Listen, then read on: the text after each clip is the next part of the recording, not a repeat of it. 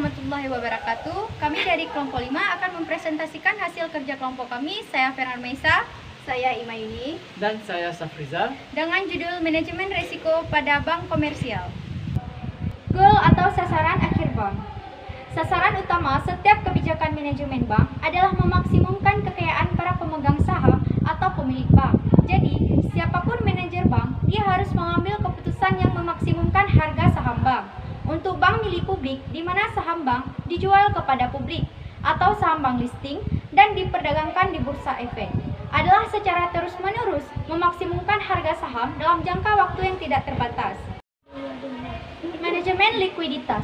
Bank sangat mungkin mengalami keadaan yang tidak likuid, yakni ketika arus kas keluarnya lebih besar daripada arus kas masuk. Untuk mengatasi kekurangan kasnya, bank dapat menambah utang atau menjual aktiva.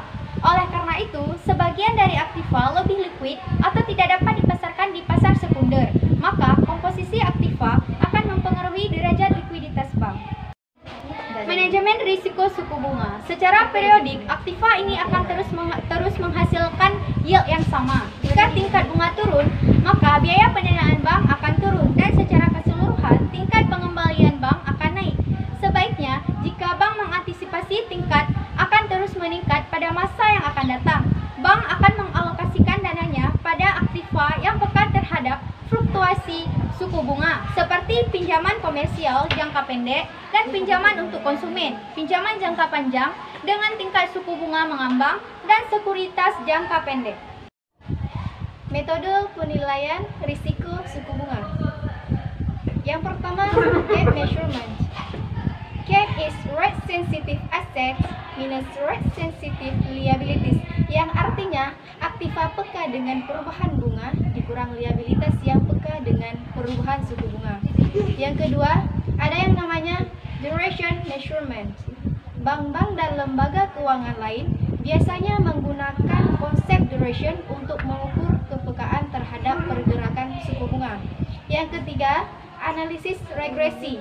Untuk menentukan seberapa kinerja bank dipengaruhi perubahan suku bunga, dapat digunakan analisis regresi, umpamanya dengan menggunakan Treasury yield sebagai ukuran suku bunga bebas risiko, indeks saham S&P 500 sebagai ukuran market return atau tingkat pengembalian pasar dan sebagai ukuran tingkat pengembalian saham bank. Metode mengurangi risiko suku bunga.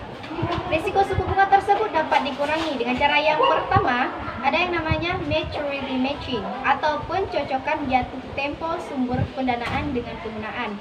Yang kedua, using floating rate loan atau menggunakan pinjaman tingkat bunga mengambang. Yang ketiga, using interest rate futures contracts atau menggunakan kontrak berjangka suku bunga. Dan yang terakhir ada yang namanya using interest rate swaps atau menggunakan kontrak saling serah terima bunga. Manajemen kredit macet.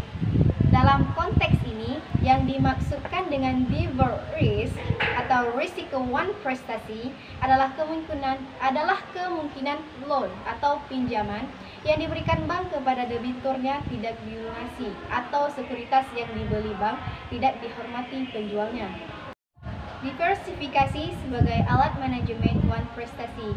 Meskipun semua pinjaman untuk konsumsi dan untuk komersial diharapkan dengan ancaman risiko default, tetapi terdapat beberapa metode yang dapat digunakan untuk mengendalikannya.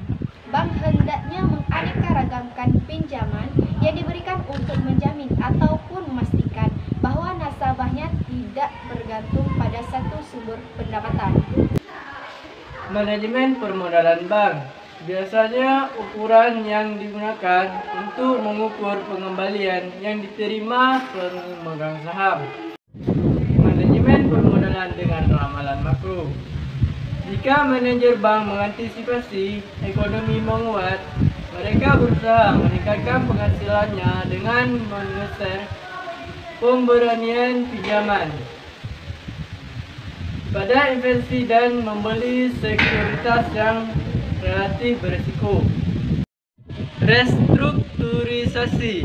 Untuk mengatasi risiko, keputusan melakukan restrukturisasi sangat kompleks sebab akan mempengaruhi para pelanggan, pemegang saham dan para pemegang saham dan para karyawan.